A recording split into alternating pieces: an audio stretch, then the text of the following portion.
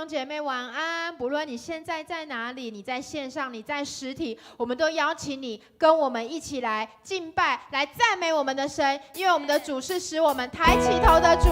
哈利路亚！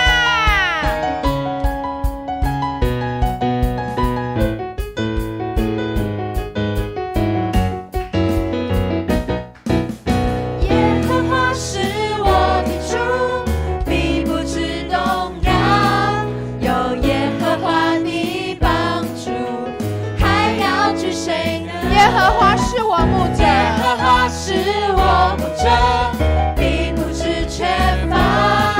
有耶和华做我荆棘，必全然得胜。我们一起来宣告：耶和华是我四围的盾牌，是我的荣耀，有时叫我抬起头一生。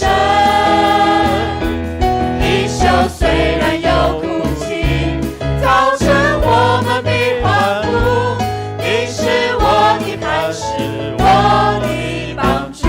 哈利路亚！我们的主是我们的帮助，是我们的磐石。我们要一起开口来赞美、称谢我们的神。耶和华是我的主，耶和华是我的主，必不致动摇。耶和华的帮助。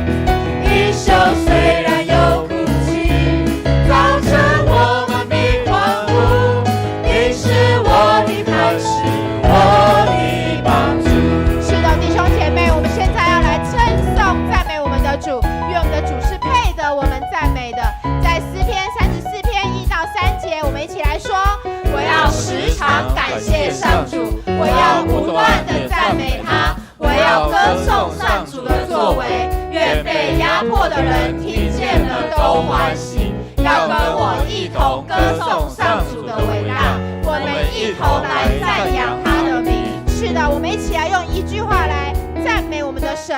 我要说，我们的神是公义信实的主。哈利路亚，主啊，你是信实又怜悯的主，是主啊，你是医治的主。是的，主啊，你是帮助我们并带领我们改变的主。哈利路亚，弟兄姐妹，你感受到这一周我们的主是怎么样的主吗？我们一起来开口同声来赞美我们的神。是的，主啊，你是配得我们赞美的主。主啊，当我们开口的时候，我们的困难就要退去，仇敌就要退去。主啊，当我们开口来赞美你的时候，我们就知道，主啊，你与我们同在，那所有的一切都必让我们的赞美能将放在你的里面。我们赞美我们的神，是我们的主，是万军之耶和华，他是万主之主，是我们的神。主啊，让我们更多来开口赞美你。哈利路亚！是的，主啊，当我们来开口赞美你的时候，我们就知道仇敌必要退去。当我们开口来赞美你的时候，我们就知道我们的神是我们的盾牌。让我们一起开口来赞美，更多一起来说：耶和华是我四围的盾牌。耶和华是我四围的盾牌，是我的荣耀，有时叫我抬起头一生。一宿虽然有哭泣，早晨我们必欢呼，你是我的磐石，我的帮助。一宿虽然有哭泣，一宿虽然有哭泣，早晨我们必欢呼，你是我的磐石，我的帮助。是的，主啊，你是我们的磐石，你是我们的帮助。让我们将我们的赞美、我们的掌声都归给坐在宝座上的主。哈利路亚！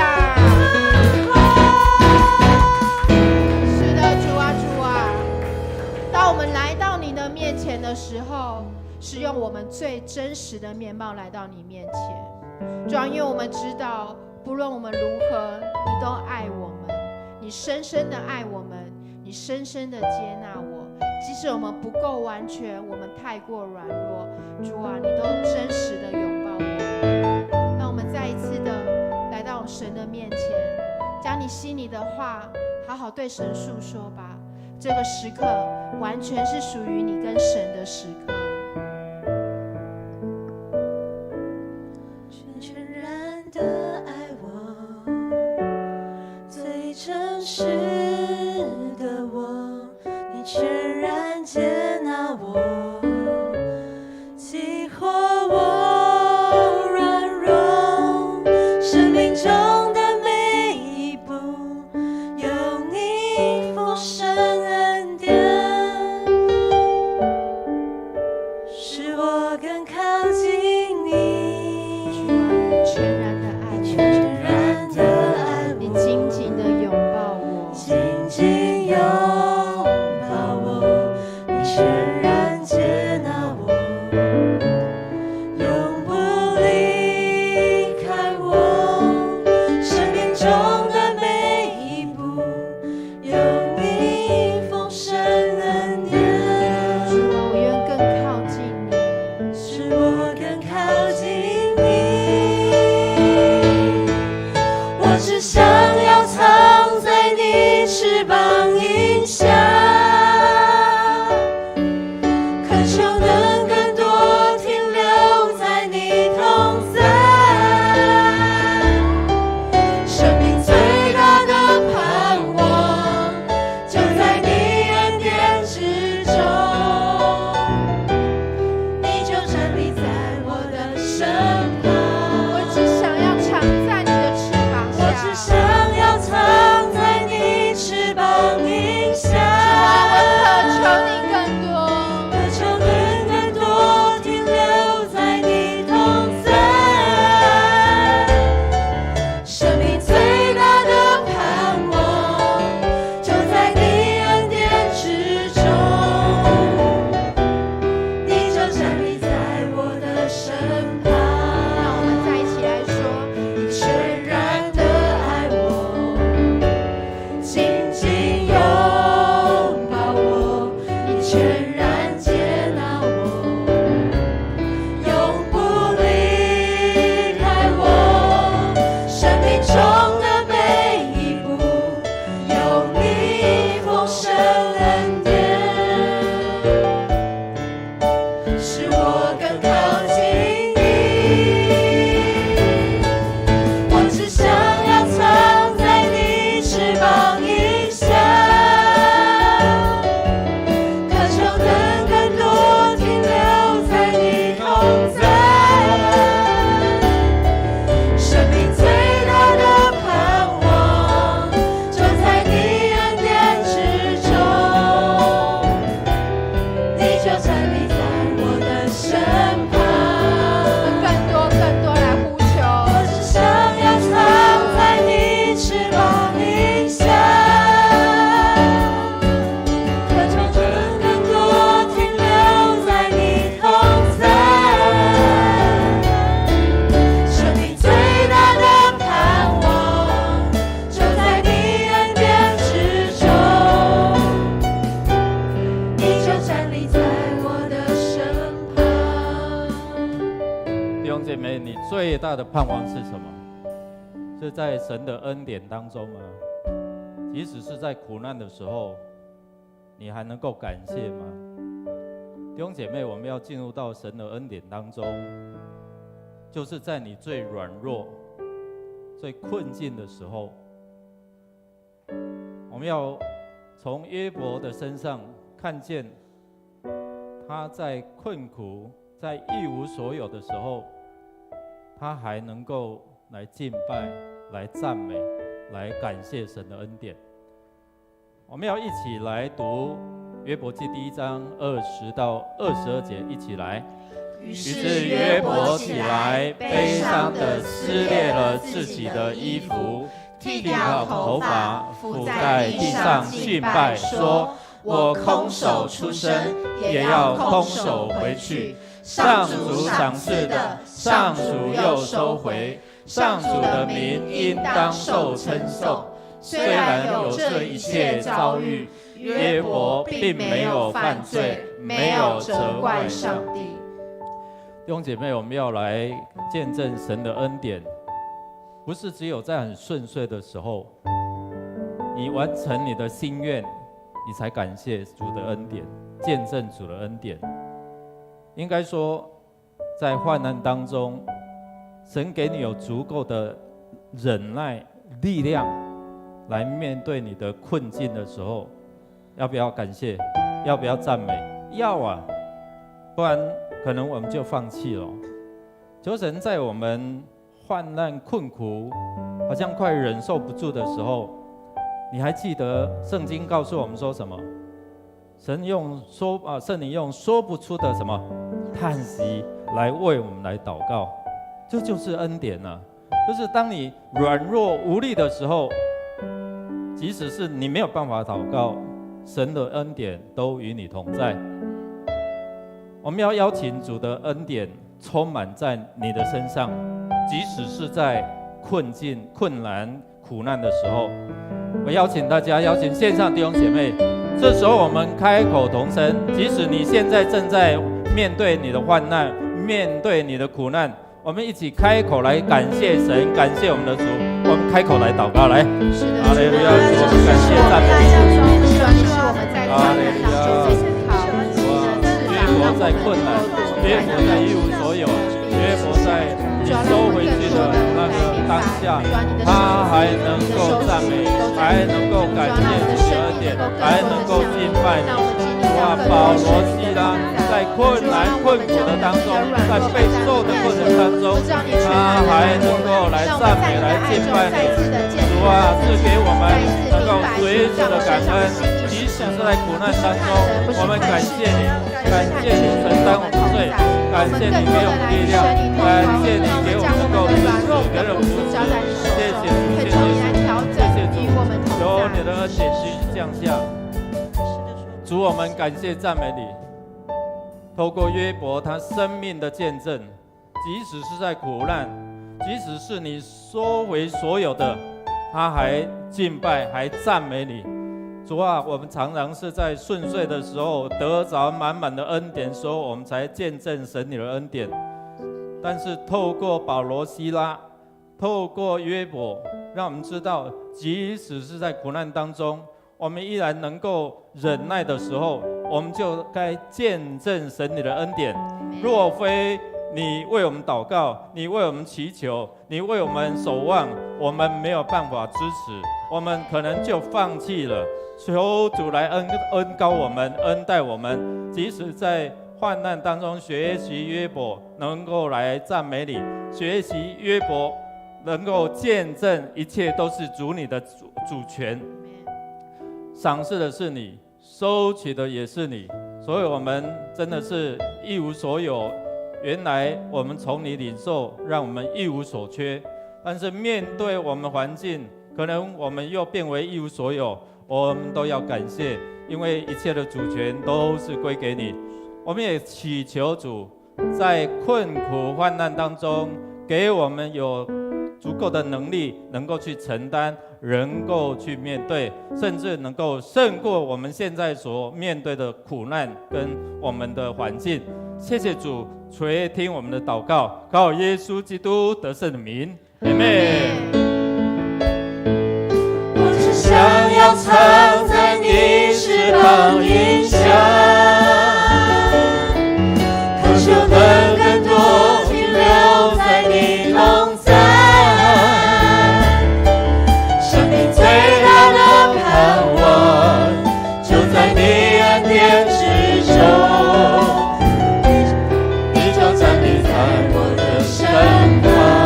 我们只想要藏在你的翅膀下，藏在你翅膀荫下。生命啊，我们恳求你更多，恳求能更多停留在你同在。生命最大的盼望，就在你恩典之中。你就站立在我的身旁。啊，你就站立在我们的身旁，你那深不见底的爱，成为我们生命当中最重要的支柱。主啊，你总是透过经文、透过祷告、通过各式各样的自然的印证，让我们知道你如此的爱我们。让我们再一次用这首诗歌，我们来当作我们的祷告。我们要向主说：主啊，你何等的爱我们，这深不见底的爱是多么的宝贵。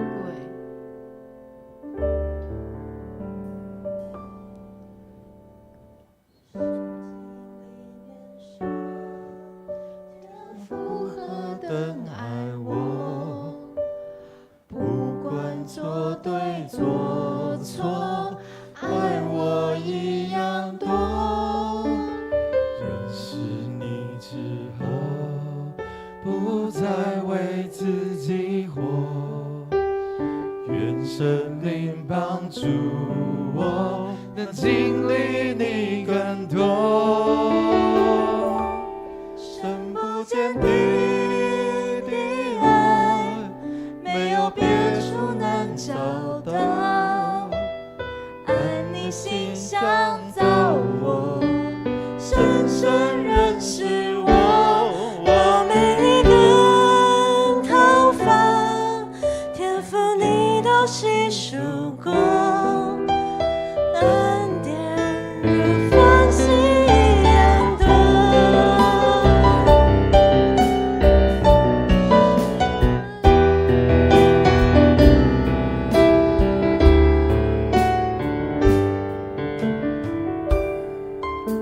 圣经里面说，天父何等爱我，不管做对做错，爱我一样多。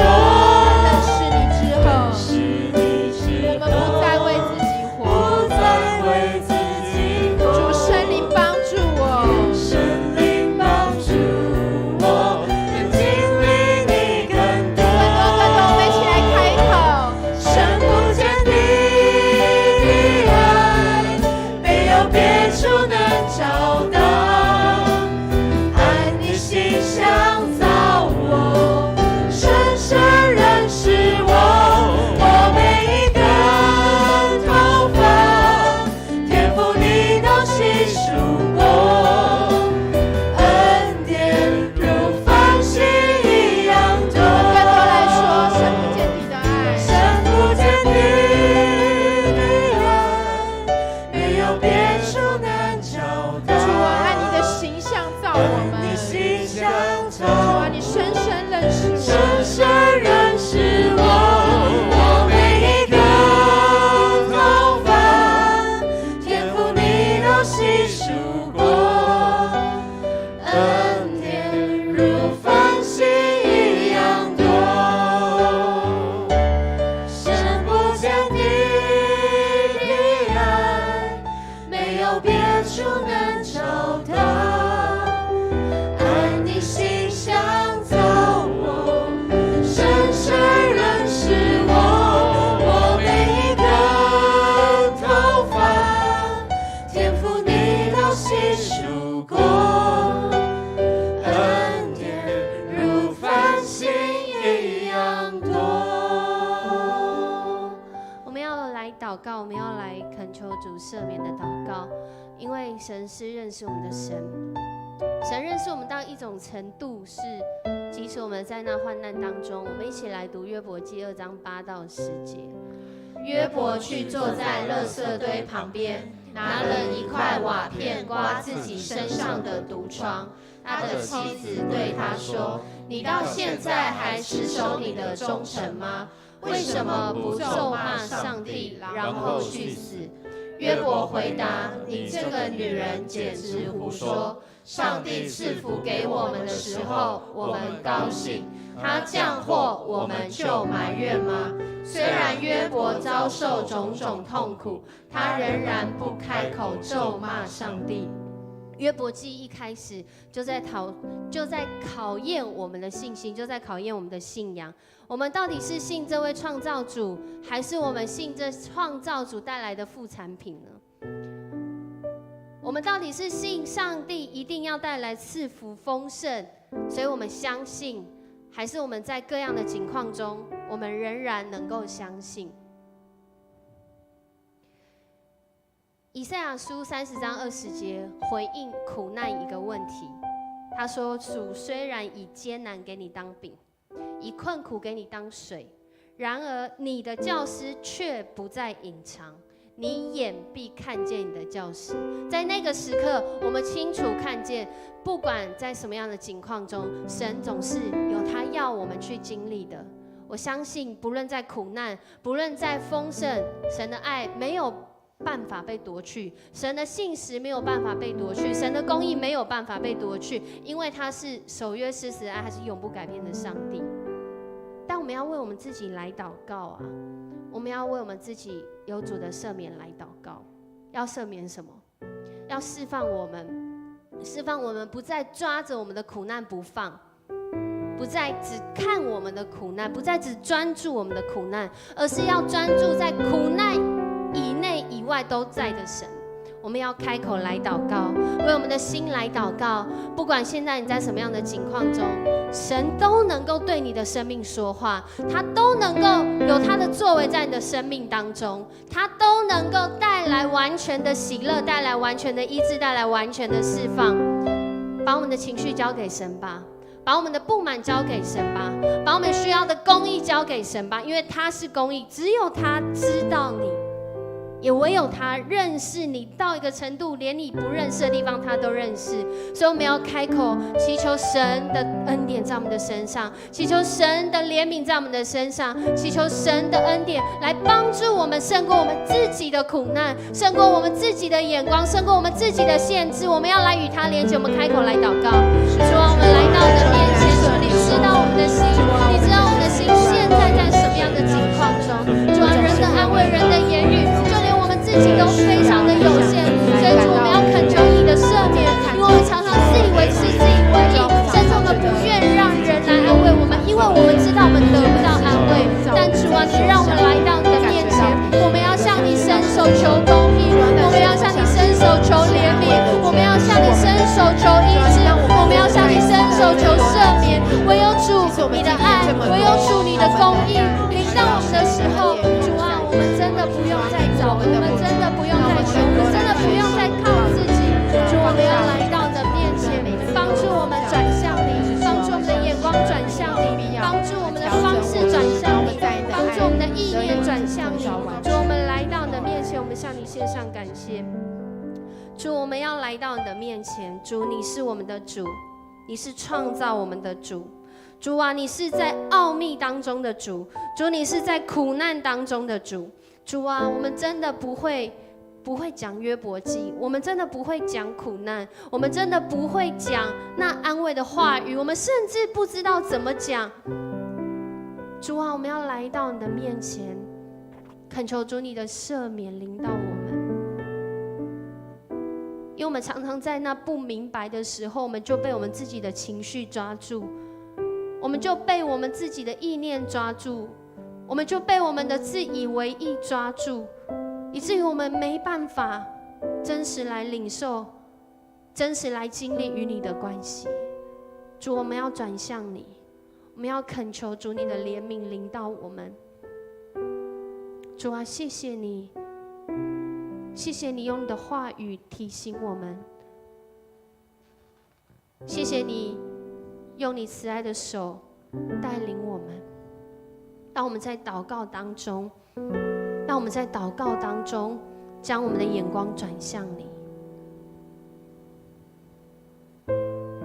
将我们的感受转向你，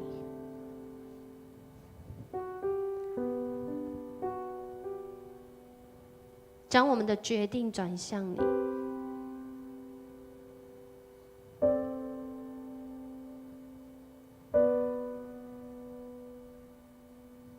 也将我们的眼光带到你十字架的面前。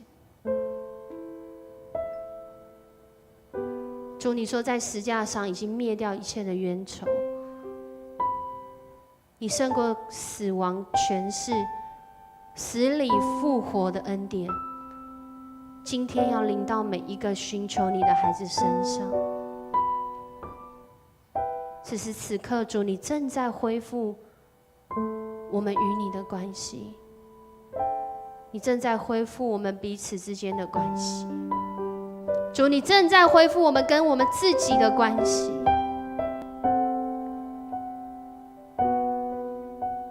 主，谢谢你。主，谢谢你。主，你说教师不再向我们隐藏，因为你就是我们的教师。主，我们所要走的道路，主你都知道。我们没有办法靠自己，真的没有办法靠自己，甚至我们没有办法靠人、靠环境，唯有你，唯有依靠你。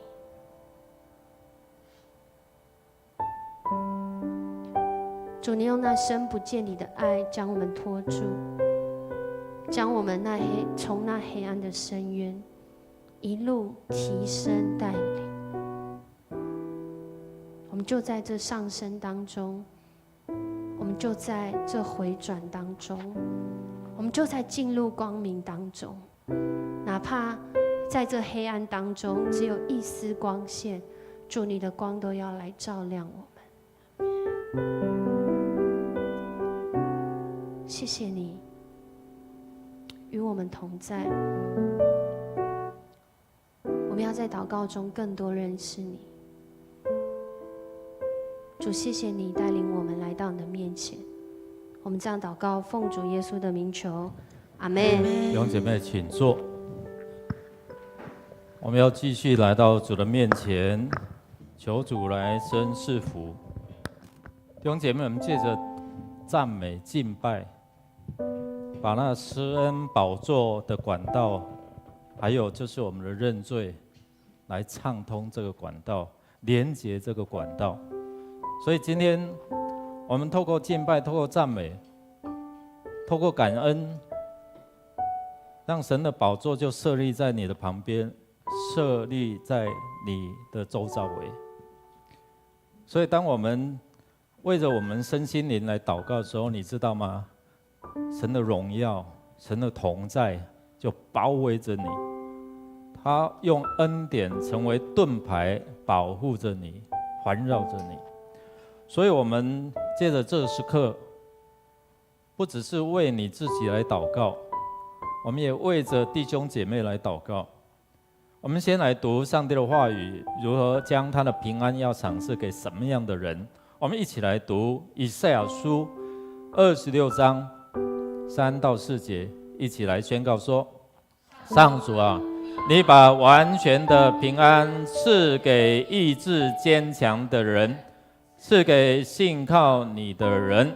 要永远信靠上主，他时刻保护我们。弟兄姐妹，他时刻保护我们。刚才一开始的赞美敬拜称谢的时候，我们知道他是怎样的神，守约施慈爱信实公义，好多好多。你认识他是怎样的神？是平安的主吗？是医治的主吗？是给你在缺乏当中供应的主吗？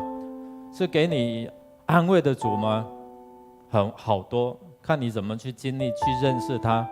但这里说他要把完全的平安赐给谁？赐给意志坚强的人。我们恳求神哦，不是只有先看到我们的困难病痛，我们求神把那个坚强的意志赐给我们。所以当我们在祷告的时候，神知道，那我们把那个关键抓住，艰辛信靠，意志坚定。我们先求神啊，给我意志坚定，给我艰辛信靠。当你开口的时候，这个就是带领你进入到神恩典很重要的一个关键。我们要领受神给我们这样的一个靠神给我们的信心还有意志。所以第一开始，我们现在宣告，就是说，神你的是给我们信心，有关信心，是给我们在患难当中好像风浪要淹没了，但是给我们有意志坚定来信靠你，来仰望你。第二个在你的困难，在你的病痛的当中，求神来医治。在地上捆绑的，在天上也要怎样捆绑？在地上释放，在天上也要释放。所以我们用信心坚固我们的意念，来领受神医治的大能。我们要进入到神的医治里面。我们知道，在陪伴的我们亲属生病的过程当中，需要有耐心，需要有这样的一个持久力，需要有彼此的接纳跟包容，不然很难。有人说久病无孝子就是这样。我们说我们长期可能面对亲人的病痛，我们有没有那个耐心？所以第三点，我们为主就是求主来赐给我们有这样的一个耐心、包容、接纳。最后一个，我们恳求主圣灵释放我们，从意外创伤这些病痛来的，我们常常会面对这些的难处，就是眼睛焦点都看在这些难处，而没有仰望那个医治的神了。所以弟兄姐妹，好不好？把我们的眼目焦点转向神，因为他什么都有。你缺乏什么，他什么都有。你需要医治，他有医治；你需要供应，他有供应；你需要丰富吗？他有丰富。好不好？我们开口同声来祷告，我们一起开口同声来向神来仰望，求他给我们的信心、坚定的意志、坚定的信念来信靠他。弟兄姐妹，开口同声来祷告，来开你的口来宣告神的医治、神的意志、神的信心要充满在我们当中。哈利路亚！主，我们感谢赞美你。主啊，你是使我们能够坚固，能够被你提醒，被你释放，被你医治的神。主啊，我们来到你的面前，恳求你伸赐福在我们当中，也让我们能够进入到你的同在，进入到你的信心里面。主啊，你的安慰，你的扶持，你的包容，你的忍耐，已经帮助我们，然后进入到神你的恩典当中，释放我们的身心灵要得着自由。主啊，你的灵在哪里，哪里就要得自由。主啊，你的同在就带来医治。主啊，你的同在就带来安慰。主，你的同在就带来盼望。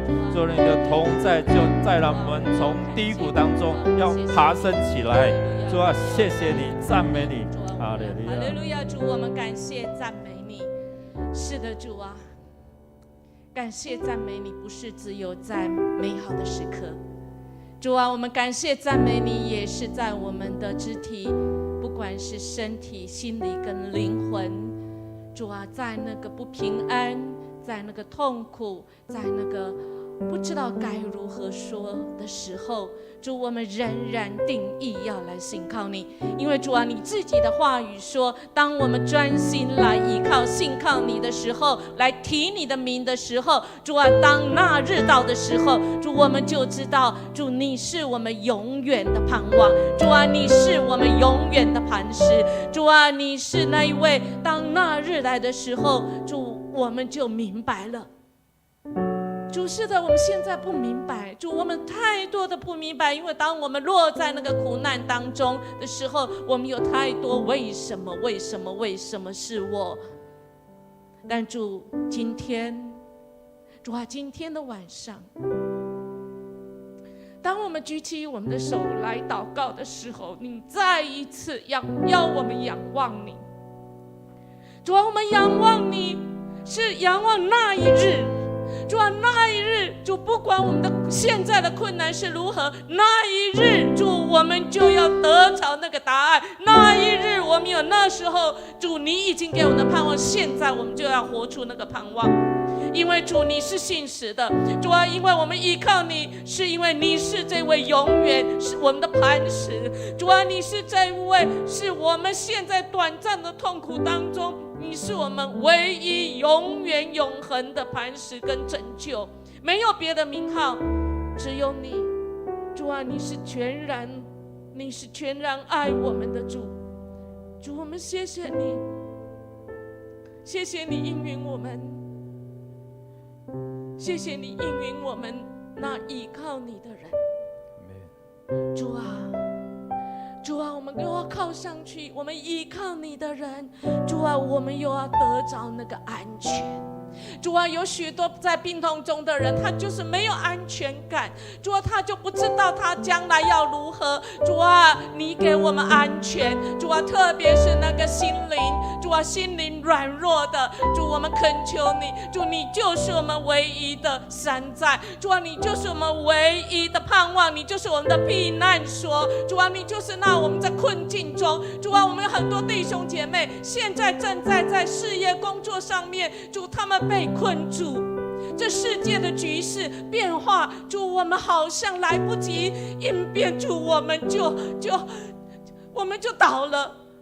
主啊，你没有要我们倒，因为你自己的话语说，我们依靠你的，主，我们必然能够坦然无惧站立在主你的面前，我们仍然能够心有平安，我们仍然能心有盼望，我们仍然有勇气跟力气，因为主你是我们的主。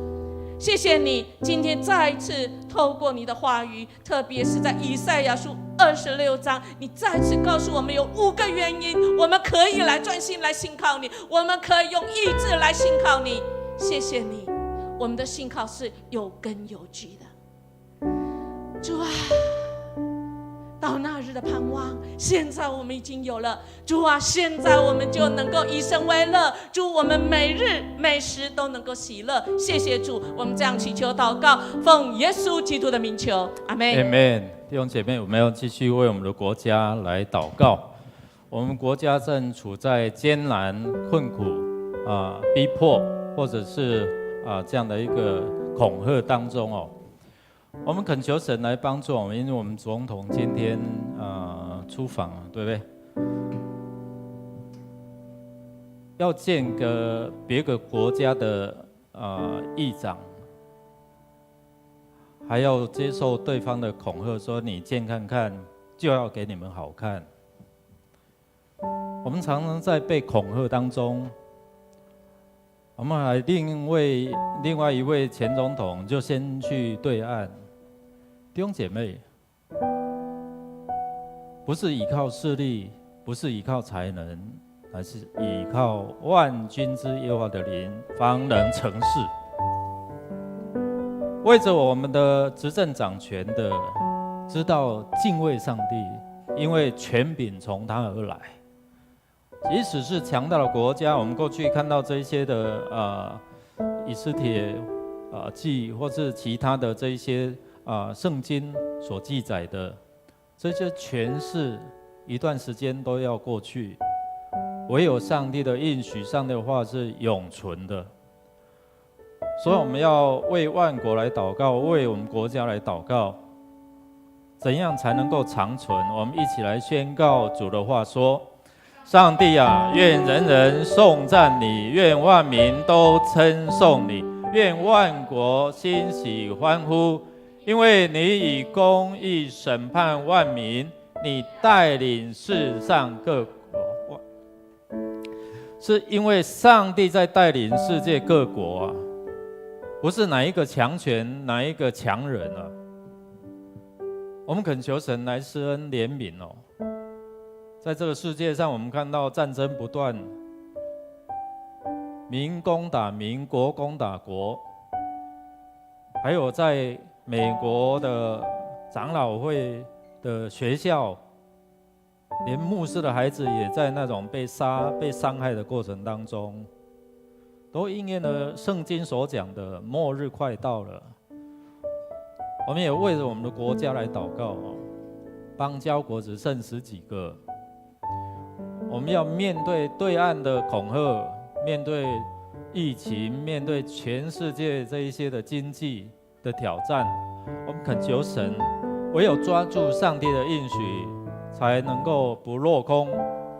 我们恳求主来保守看顾我们台湾的外交困境，一个邦交国都被中国来挖掉，金钱外交等等这一些，要跟我们要了20几亿的美金。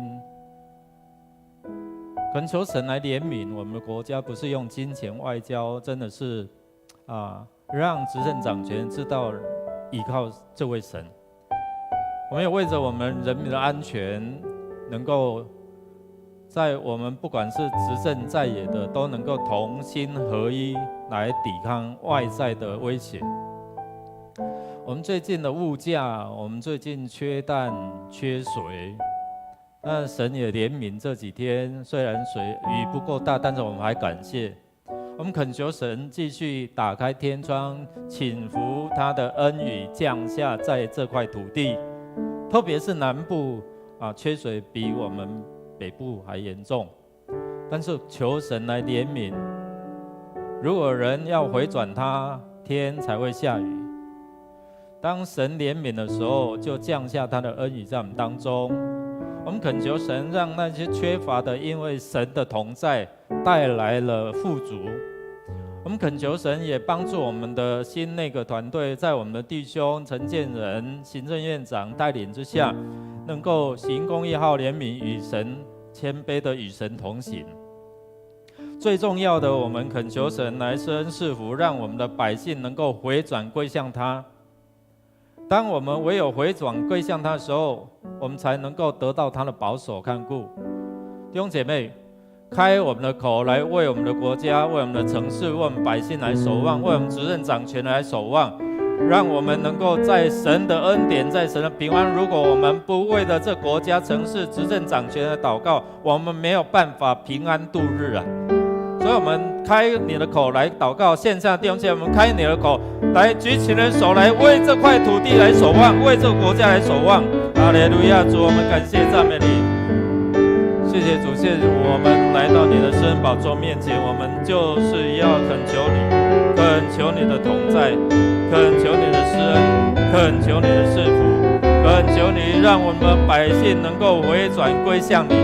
恳求你让我们的国家执政掌权知道权柄从你而来，不是靠美国，不是靠这些欧盟或者是哪一个国家，而是靠着主你给我们的权柄，给我们的能力，能够胜过这些黑暗的权势。主，我们要为着国家来祷告，为了人民能够回转归向你，认罪悔改，离弃偶像来祷告。主啊，主啊，我们奉你名恳求你施恩怜悯我们这块土地。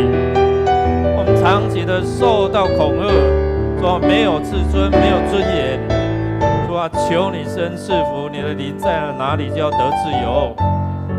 谢谢主，谢谢主，感谢赞美主，让我们生长在台湾这块土地。即使过去台湾受到各个国家的殖民，有许许多多这些的伤害，我们恳求神来怜悯。百姓不认识你，去敬拜人所造的偶像，求你来赦免。主啊，我们为这些百姓的心来回转，来向你祈求，弃绝这些的偶像，能够知道你是创造宇宙万物的真神，你是生命的主宰。主，我们为了执政掌权的，为在野来祷告，能够同心合意抵抗外来的这些的恐吓跟想要侵略我们。主，我们知道我们的国家没有主权、没有尊严的时候，就让人欺负。只有你才能够保护台湾，只有你能够保护这块土地。我们为了中国这些强权来祷告，我们奉主的名捆绑在他背后这些黑暗的权势，因为盗贼来无非是偷要杀要毁坏，但是神你来是要使人得生命，并且得得更丰盛。求你的圣灵来除去这些贪婪，这些想要侵略，这些想要夺取的这些黑暗的权势。主帮助我们在缺乏当中有神你的供应，感谢主，今天开始有这些外国所进口的蛋。主啊，除去这些媒体这些不好的影响力，让我们的国家活在彼此祝福、彼此饶恕，而不是在这个对立当中彼此来伤害。愿你施恩赐福在我们的国家，在我们的城市，特别让我们总统知道敬畏你，不是靠自己的能力去寻回这些的友邦，而是靠着神你来拯救我们的国家，来保护我们的国家，来护卫着我们的国家。我们将我们的国防、外交、民生、经济都仰望在你那赐福的源头。谢谢主垂听我们的祷告，靠耶稣基督得胜的名 ，Amen。弟兄姐妹，最后我们要为着我们的教会来祷告，神兴起他的教会来祝福这些城市的百姓。所以今天神兴起我们在桃园这块土地，神兴起各个教会在每一个城门在守望。我们恳求神，当同心合的时候，神就大大来赐福在我们当中。我们一起用上帝的话语一起来宣告说，这一群信徒都同心合意，没有一个人说他的财物是属自己的，所有的东西大家共用。使徒们大有能力地见证主耶稣的复活，上帝大大降福给他们每一个人。我们看到同心合意就有什么？上帝的能力，然后那复活的大能就充满在教会，让上帝的子民、上帝的在地上的代表祷告就有能力，祷告就能够释放，使人得医治，使人得自由。所以弟兄姐妹，神正在教会做这样的一个祷告，这样的一个改变的全能。我们要为着我们弟兄姐妹，真的是能够自己来渴慕上帝的灵粮，每日单独会主。我们在为着接下来可能要进入到受难周，灵命更新有推动这样的一个禁食的祷告。我们希望借着禁食祷告来经历到上帝那奇妙，好像这些犹太人他们本来必死的，但是因着同心合意3天3夜这样的一个禁食祷告，翻转了他们的命运。我们为了事业开始，我们看到未来的希望，我们看到这些的孩子，我们为着这些父母能够回转归向神，我们为着孩子能够转向父亲，父亲转向孩子，父母的心转向孩子，这样一起来敬拜。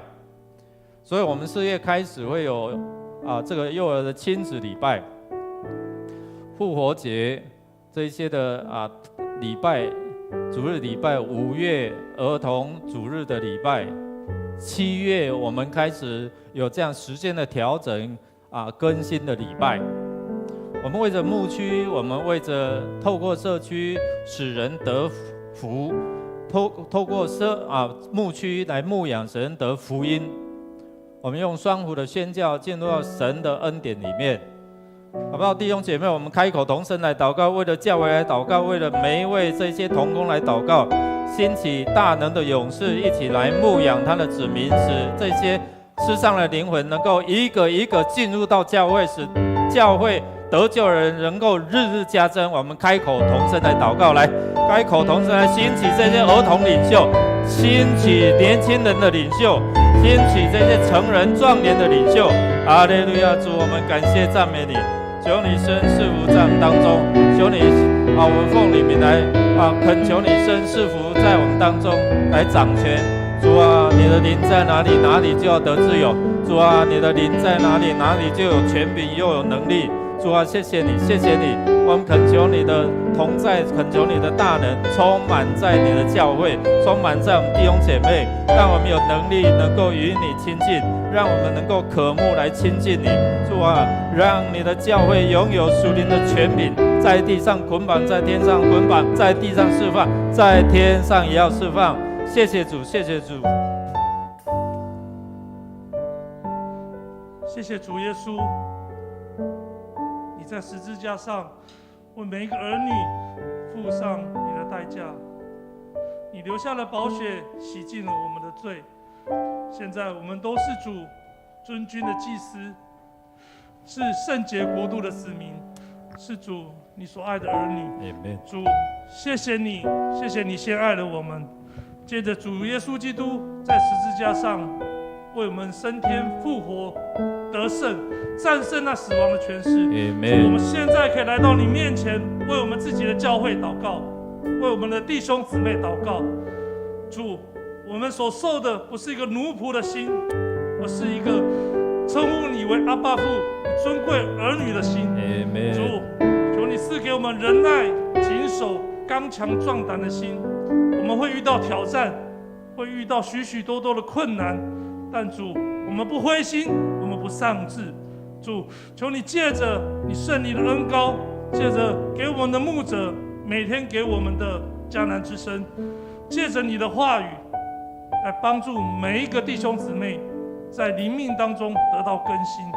主，我们的生命在于你，我们活着是靠着你圣经上所说的每一句话。求你帮助每个弟兄姊妹在灵里面能够苏醒，能够认识你圣经话语的真理，不是道理，而是真理。求你帮助我们彼此相爱。我们会有不足，我们会有增进，但主，靠着主耶稣基督，我们能够战胜我们彼此的软弱，我们可以彼此相爱，我们就像一家人。主，谢谢你让我们成为一家人，谢谢你让我在祷告当中要为我们的教会宣告，我们每一个蒙恩得救的儿女都要建立起属神的家庭祭坛。Amen 主，因为我们就是一家人，我们教会的复兴要从家里开始。每一个弟兄姊妹的家都要得救，都要蒙恩，都要彼此祝福，就像我们在教会这个家庭里面一样。谢谢主耶稣基督。主，我要为着接下来许许多多的事工，在我们教会在改变方向的过程当中，求你的圣灵亲自引领我们，不管是教会的礼拜的改变、节期的改变、各牧区的牧养。主啊，我们需要你。主啊，我们需要有你像一样为父为母的心。我们不是只能单靠我们的牧者、我们的长子，而是每个弟兄姊妹都能够接受圣灵来的引领，能够用一颗爱的心去爱彼此，去爱我们各样的肢体。虽然我们肢体都不一样，但我们彼此成就。主啊，我们要成就你荣耀的教会，求你赏赐迦南教会有一个一群爱你的弟兄姊妹，爱你的儿女，能够建造你荣耀的教会。谢谢你，谢谢你，听我们同心合一的祷告，愿所有颂赞荣耀都归于你。祷告奉主耶稣基督得胜的名求。Amen 弟兄姐妹们一起站立，我们要来到神的面前，我们宣告我们的神是叫我们抬起头的神。站立，我们拍手来。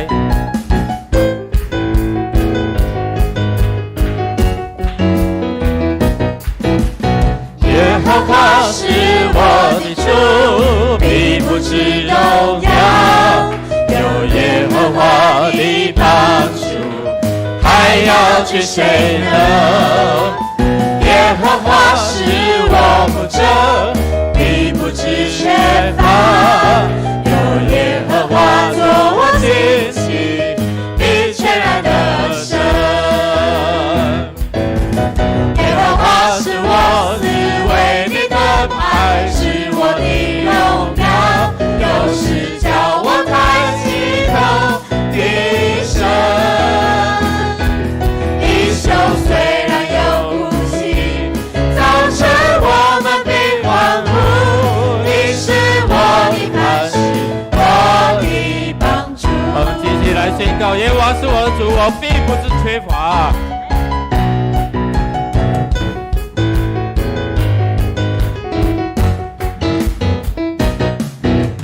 耶和华是我的主，必不致动摇。有耶和华的帮助，还要惧谁呢？耶和华是我牧者，必不致缺乏。有耶和华做我旌旗，必全然得胜。耶和华是我思维的盾牌，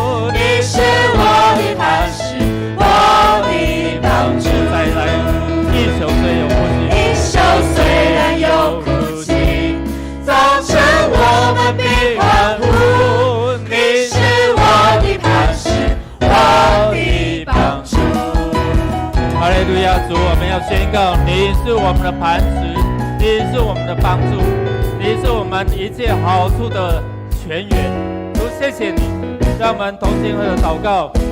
神你怜悯，神你垂听，神你应许赐福在我们当中，赐给我们弟兄姐妹祷告有能力，祷告有盼望，祷告能够蒙福，祷告能够在困境当中依然能够赞美你，来敬拜你。谢谢主，将你的荣耀充满在你的教会，将你的平安赏赐在你的教会，赏赐在我们弟兄姐妹的家庭。